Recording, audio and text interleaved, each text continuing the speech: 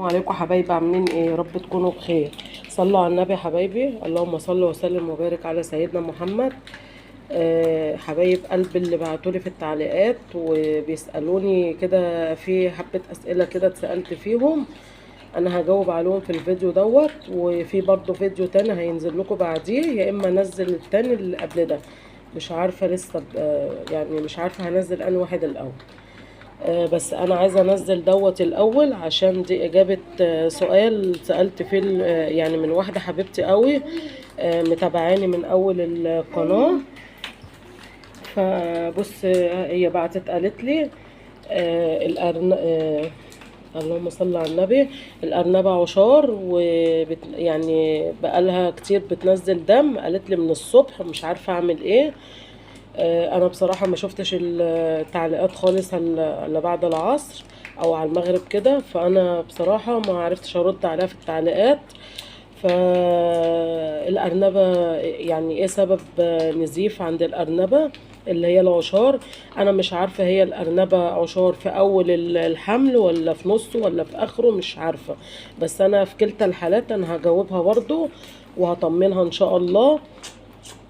بصوا، هي حاجة من الاتنين. الأرنبة يا إما عندها من الحر، يا إما من الحر، يا إما الذكر يعني اتعافى عليها، سقطت. بتاع 3 4 إجابات بجاوبك عليهم. ان احنا في جو وحش، والله يا جماعة الجو وحش، كتر خير الحاجة اللي هي مستحملة الجو ده بصراحة.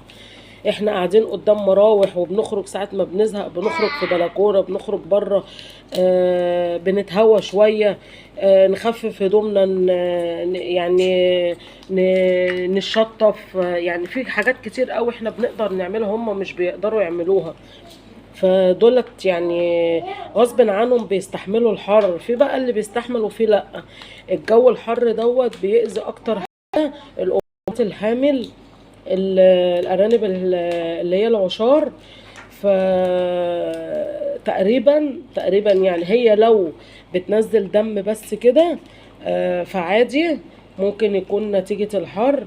هي لو بتسقط هتنزل حتت دم كده متجمدة مع الدم دوت. فانا كده يعني ايه، ده اجابة سؤالك، ان لو نزلت دم كده سايل فكده ممكن تكون ايه، بتاع التهابات،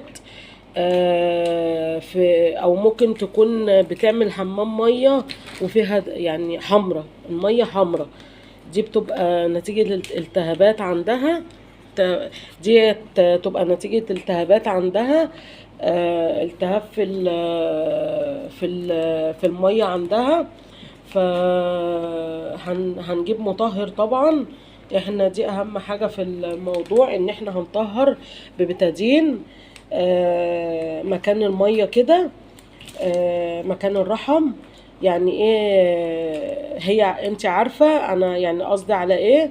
فانت طهري المكان ده كويس، وطهري معاه الحلمات، لان هي كده شكلها ملتهب، يعني عندها التهابات، فالالتهابات دي ممكن تعدي على الحلمات، تعمل لها التهاب في الضلع، فهتسبب معاها مشاكل كتير.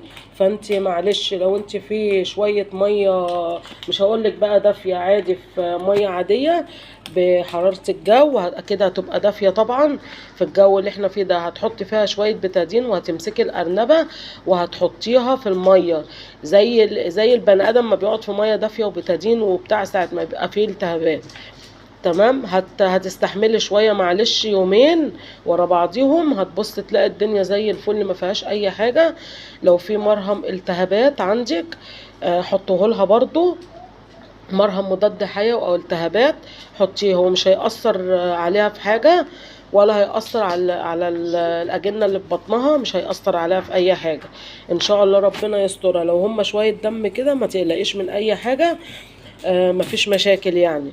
لو هي حتت دم فسيبها هي كده بتسقط، لو جنبكي، لو انت عايزاها تسيبيها كده تسقط وخلاص يعني، ونضفت نفسها ماشي. لو لقيتيها تعبانة هتجيبي لها طبعا طلق هيساعدها في ان هي تنظف نفسها، وبطنها تنضف وكده. ف يعني معلش تابعيها الحاجات دي، معلش ان هي عايزه رعايه شويه. ادام جبناها لازم نهتم بيها، دي روح في رقبتنا برضو. تمام. إجابة سؤال حبيبة قلبي. لو في حاجة ما قدرتش أوصلها لك برضو ابعتيلي في التعليقات، بس أنا قلت لك كل حاجة تخص النزيف عند الأرنبة. هو كده يعني نزلت دم كتير قوي، يبقى كده هي نزيف وسقطت.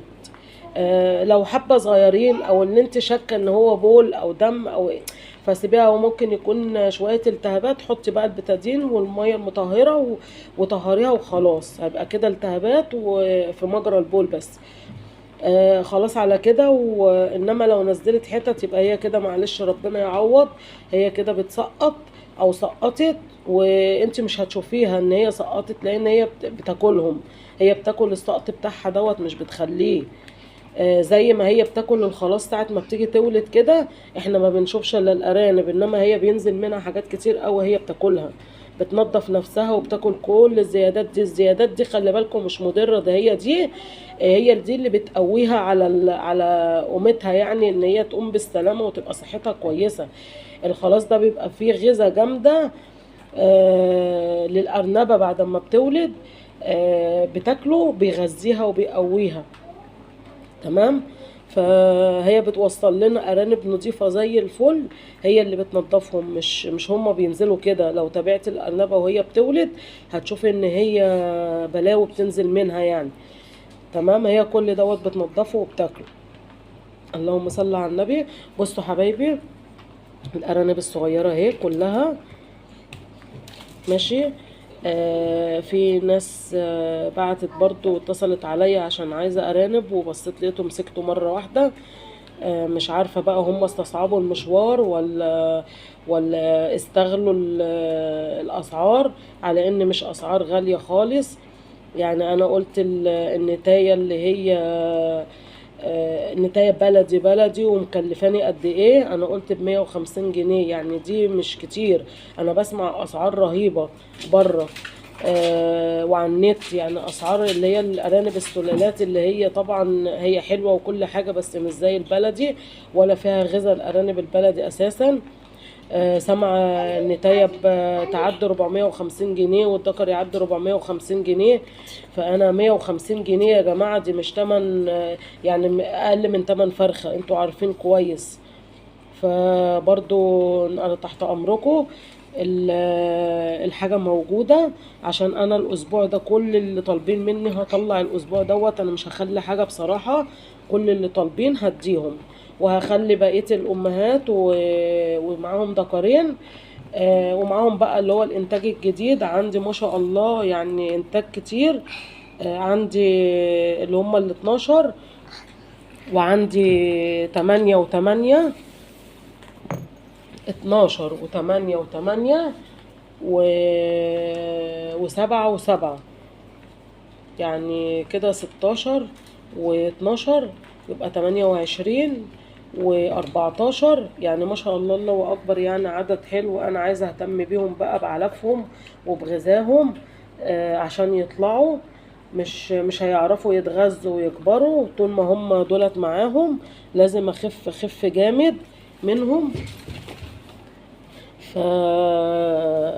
ان شاء الله ان شاء الله هطلع كل اللي مطلوب مني، وباسعار كويسه جدا طبعا حسب الوزن طبعا. يعني ايه، بصوا انا عندي النتاية هي ب150 جنيه، يعني ممكن ما تكملش اسبوعين عندكم او شهر بالكتير وتلاقوها ولدت لو هي معاها ذكر. في واحد عندنا عيل، يعني هو مش صغير قوي، يعني تقريبا كده في اولى اعدادي، خد مني نتاية عشان هو كان داخل شركة هو وصاحبه. صاحبه جاب الأرنب، وهو قال لي أنا عايز يا طنط نتاية، بس عايزها تولد يعني بسرعة يعني. فاديتها له بصراحة. أنا قلت له الأرنبة دي عشر، حسبتها له ب180 جنيه. طبعا باللي في بطنها بكله يعني. طبعا يعني ده سعر برضو مش كتير خالص. ما شاء الله، الله اكبر، ما عداش 10 ايام الا لما قال لي يا خالتي دي الارنبه ولدت 6. اول ما خدها مني قلت له حط لها صفيحه يا سيف، وسيبك منها بقى، ما تحطهاش في دماغك، ومش اوعى تجسها واوعى تيجي جنبيها. لا يا خالتي دي مش حامل. قلت له طب بس سيبها وحط لها الصفيحه وهيئ لها الدنيا كده وسيبها. بصيت لقيته بيقول لي صدقي يا خالتي ده هي لما برسيم ولما قش ولما حاجات في الصفيحه. قلت له سيبها يا سيف. جه في يوم قال لي دي الأرنبة ولدت، لقيتها والدة في الصفيحة 6. وقلت له مرضعاهم يعني وكده. قال لي ده راضعين وبطنهم مليانة وحلوين. قلت له سيبهم لها بقى، قلت لهم الأكل وغذيها كويس عشان تعرف ترضعها. ما شاء الله، الله أكبر. بيقول لي يا خالتي الوقت بينطوا من الصفيحة وكبروا بقوا حلوين ومالوا العشة اللي أنا عاملها، وتيتا فرحانة قوي بيهم. احنا هناخد منك تاني. قلت له طيب يا سيف حاضر، انا هطلع اللي مطلوب مني وبعد كده انا هعمل حسابك ان شاء الله. تمام. فانا بقول لكم يا حبايبي، اللي طالب مني يتصل عليا ضروري، عشان انا مش يعني كله هطلعه الاسبوع دوت. انا اتاخرت معلش ان انا هتاسف لكم. الاسبوع ده ان شاء الله يعني انا هطلع السبت والحد والاثنين والثلاث. تمام.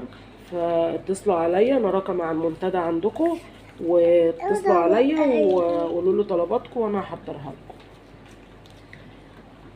يا رب يكون الفيديو عجبكم واستفدتوا منه، وان شاء الله تطلعوا مستفادين من الفيديو حتى لو بمعلومة صغيرة. وانا تحت امركم كلكم. اللي مش فاهم اي حاجة او اللي عايز يسأل في اي حاجة تاني يسألني. الفيديو اللي بعده بجاوب عليه ان شاء الله. اشوف وشكم بخير يا حبايبي. السلام عليكم.